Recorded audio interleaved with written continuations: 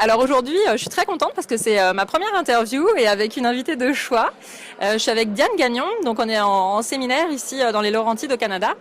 Et donc je suis ravie d'avoir rencontré Diane pour de vrai.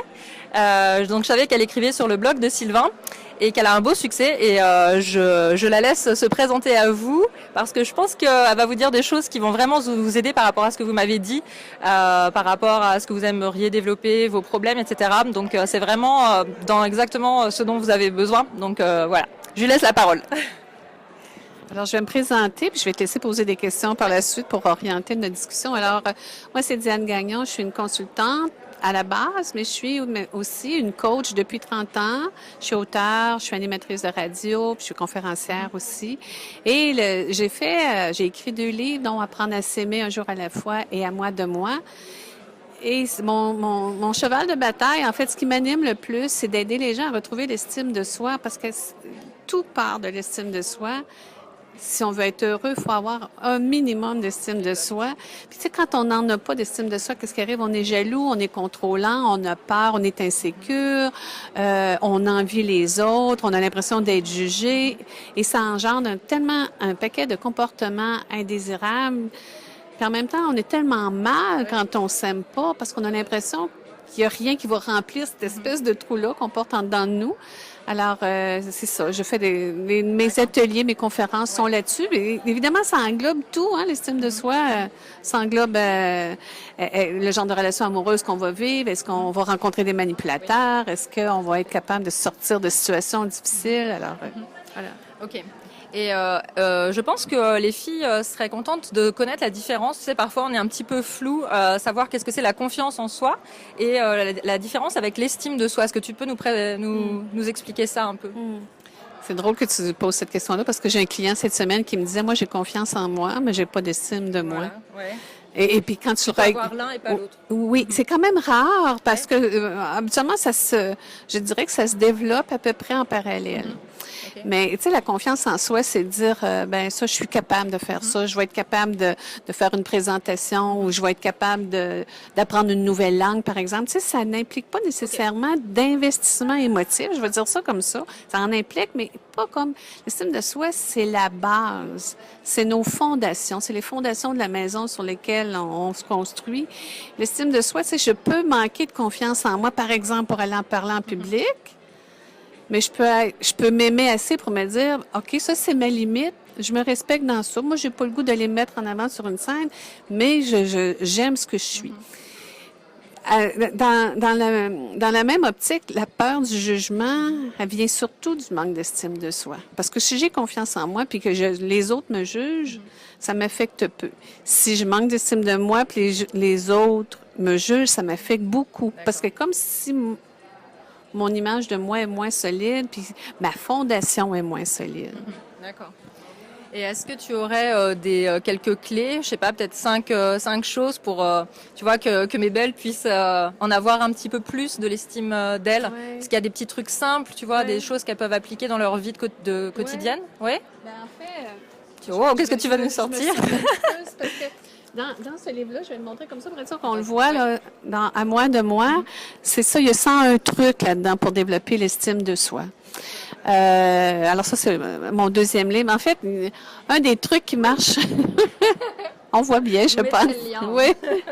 Un des trucs qui marche le plus, c'est ce qui est simple à faire, c'est d'écrire une trentaine de choses qu'on aime faire. C'est-à-dire, pas qu'on aime faire, mais qui nous font du bien. Comme par exemple, si moi, je dressais la liste des choses que j'aime, j'écrirais, aller prendre un café avec une amie, aller marcher dans la nature, prendre un bon verre de vin, écouter de la musique, prendre un bain et jouer avec mon chien, tu sais. Et j'énumère comme ça. Puis quand on n'a pas beaucoup d'estime de soi, des fois, c'est difficile. Après 3, 4, on se dit, OK, qu'est-ce que j'aime dans moi? Qu'est-ce qui me fait du bien? Et plus on en ajoute de ces choses-là, alors on se remplit une page, au moins 30, parce que ce que je veux après, c'est que vous les découpiez, toutes ces petites phrases-là, puis que vous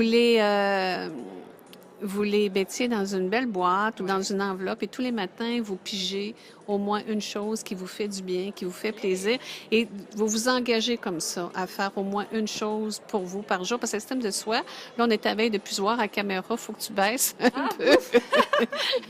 L'estime, merci. Quelqu'un qui nous tient, en fait. Oui. La tablette. Et l'estime de soi, ça se construit dans l'action. Il ne s'agit pas de dire, ben, tu sais, vous pouvez venir à une de mes conférences, vous dire, ah oui, c'est vrai, mais si vous faites rien le lendemain, ça donnera rien. Il faut tous les jours faire quelque chose pour bâtir l'estime de soi. Du coup, est-ce que tu dirais que c'est plus quelque chose qui est dans l'action que dans le cérébral? Toujours. Ah ouais, ok. Oui. Ouais. C'est vraiment, tu sais, entre autres, guérir nos blessures. Tu sais, il y a des choses, les gens, des fois, on balaye sous le tapis, parce que ça fait trop mal. Mais non, faut pas balayer sous le tapis. Faut avoir le courage de dire, OK, ça, je vais le régler parce que ça m'empêche d'être heureuse. Je vais le régler parce que ça limite l'abondance dans ma vie. Je vais le régler parce que toutes mes relations amoureuses, je répète le même pattern, j'ai le même scénario. Alors, tu sais, il faut vraiment aller chercher ce que c'est. Puis, un truc, là, dites-le pas, je vous l'ai dit. Regardez vos relations avec vos parents quand vous étiez jeune. Parce que souvent, on va rechercher dans notre conjoint ou notre conjointe, on va aller rechercher quelque chose qu'on n'a pas réglé avec nos parents. Je vous donne un exemple. Moi, j'avais un père très autoritaire, très sévère, très strict, très colérique. Bien, c'est sûr que j'ai attiré un conjoint à un moment donné qui était très autoritaire, très strict, très contrôlant, très critiqueux. Oui, c'est ça, tu sais. Jusqu'au jour, je me dis, lequel? Comment ça se fait que j'ai ça dans ma vie? Je suis pas comme ça. Mais c'est parce que ma relation était pas finie de nettoyer, même si mon père était décédé. Mon père adoptif, s'entend, là. J'avais besoin d'aller finir de régler ça. Puis tant que je le règle pas, tant que je pardonne pas, ou tant que je comprends pas ce que j'ai à comprendre, ça va se répéter. Comment ça se fait que tout à l'heure, on avait un conférencier qui nous expliquait les chemins que les neurones prennent, tu sais, pour créer des habitudes, mais il faut que j'aille défaire cette connexion-là dans mon cerveau qui dit, ben c'est ça, les hommes sont tous comme si, ils pensent toujours à ça.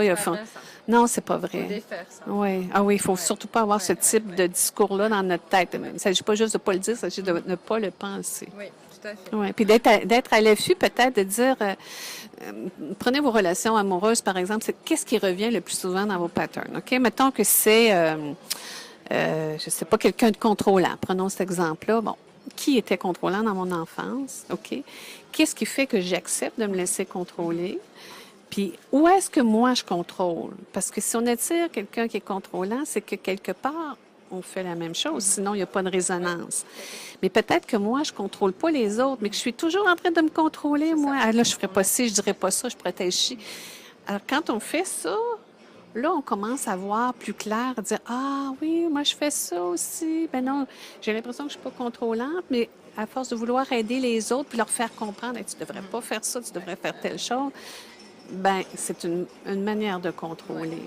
Le contrôle, on parle de ça, là, mais le contrôle prend des formes bien subtiles des fois.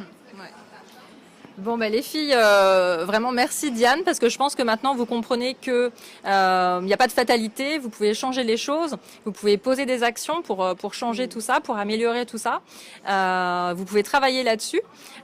Donc un bon départ, ça serait de commencer peut-être par les livres de Diane. Je vais parler avec elle pour voir aussi si on peut envisager des choses en plus ensemble pour encore approfondir, parce que je sais que c'est vraiment quelque chose, c'est le truc qui revient vraiment depuis que je vous demande, voilà. Qu'est-ce qui vous pose problème, etc. Il y a beaucoup de choses qui, même sur les relations amoureuses, mais pas que en fait. Magali, on est un peu de travers. Donc voilà, je vous tiens au courant, on voit plus Diane, je viens là. Bon, je vous souhaite une bonne journée et puis je vous mets le lien quand je rentre à la maison mardi. Et puis voilà, on va voir avec Diane, on pense à vous et on va trouver des solutions pour vous aider encore plus en avant, mais déjà la lecture et puis ce que Diane vous a proposé, ça va vous aider. Voilà, très belle journée. Merci à toi. Merci Diane, Merci vraiment. Merci à vous toutes. À bientôt.